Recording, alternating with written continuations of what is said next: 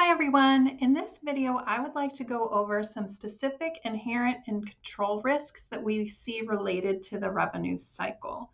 So we've talked about inherent risks and control risks in general that we want to see. So these are things really specific to revenue that we want to be on the lookout for. So the first is cutoff. So we know that cutoff is recording things in the incorrect period. So an example of cutoff would be when a sale comes in January, but we haven't quite made our December numbers. So we're going to record that as a December sale instead of a January sale. So the sale is legitimate. It actually did happen. We just are recording it in the wrong period. So we would have an existence problem in December because we have listed a sale that didn't actually exist at that time. And then we would have a completeness sale in January because we would be missing the sale on January's list of sales because it was recorded in December. So it kind of has a two-year effect, but cutoff is one we want to be on the lookout for. Another one is called bill and hold. So bill and hold is where we send out the invoice before we've actually sent out the goods. So if we are thinking about revenue recognition and when we want to record things, we want to make sure that we aren't recording sales until we've actually fulfilled our obligations and sent out the goods. So in a bill and hold situation, again, we're prematurely recording that revenue because we're recording the revenue before it actually ships. The last one that I wanted to go over very quickly was channel stuffing. So channel stuffing is kind of the opposite of bill and hold. So in a channel stuffing problem, we would actually be sending out the goods before we actually even had an order. So we're sending out goods when maybe a customer hasn't even ordered the items, but we know that if we send them out now, we won't get them back until after the first of the year. So we can record that revenue for sending out inventory, even though we know that it's going to get returned. That's an example of channel stuffing. All three of these would be instances that would be improper revenue recognition. We also have some other just related inherent risks. So lapping, we don't see this too often anymore, but this is if we had a theft. So let's say a check came in from Betty White and we took that check and deposited it and it never got reflected on Betty's account. And then the next day, Paul comes in and pays his bill.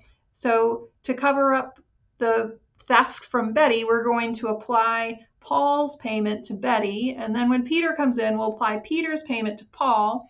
That's this idea of lapping, is where we're stealing from Peter to pay Paul to cover up theft that has happened in the past. Other inherent risks, collectability of accounts receivable. So we want to really pay attention to the credit approval process because we don't want to ship goods to someone who isn't going to pay us back. This leads us to the allowance for doubtful accounts and our bad debt expense calculations, which can be kind of subjective. And we would just want to make sure that the collectability and the amount of those bad debt expenses and ADA, allowance for doubtful account, calculations seem reasonable. Risk of return and allowances. So there is the risk that goods that have been sent out, like when we were thinking about channel stuffing, could be returned. Similarly to the collectability of accounts receivable, how much of those goods are going to be returned? Are there estimates for how much those return allowances are going to be? Do those seem reasonable based on historical estimates or the industry or what we would expect is going to happen? So those are our inherent risks. Then when it comes to some basic controls that we would like to see, so starting with that credit approval. So before shipping expensive items, we would like to see a credit check to ensure that those customers can actually pay us for the goods that they have ordered. If the company skips this, they run the risk that they could be shipping goods to someone who won't pay. So a good control in place is to make sure that they are checking approvals before those goods are shipped. Segregation of duties, this is always a big one, but no single person should be handling the orders and the shipping and the billing and the cash. We would want to have all of these things separated. So a good example is that if we have one clerk entering the sales order, we should have someone else who's packing up the shipment, a third person is handling invoices, and then maybe a fourth person could be recording the payments. This way, errors or misappropriation of cash are less likely to go undetected. Then for authorization of shipping, we want to show that only approved orders get shipped.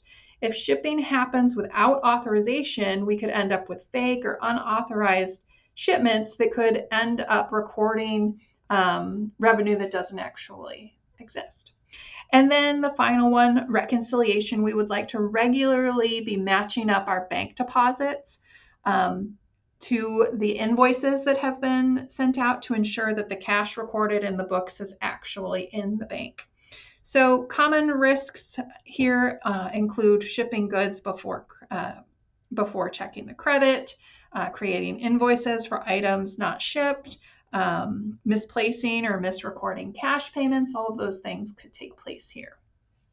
That's it for this video. Come back for the next one.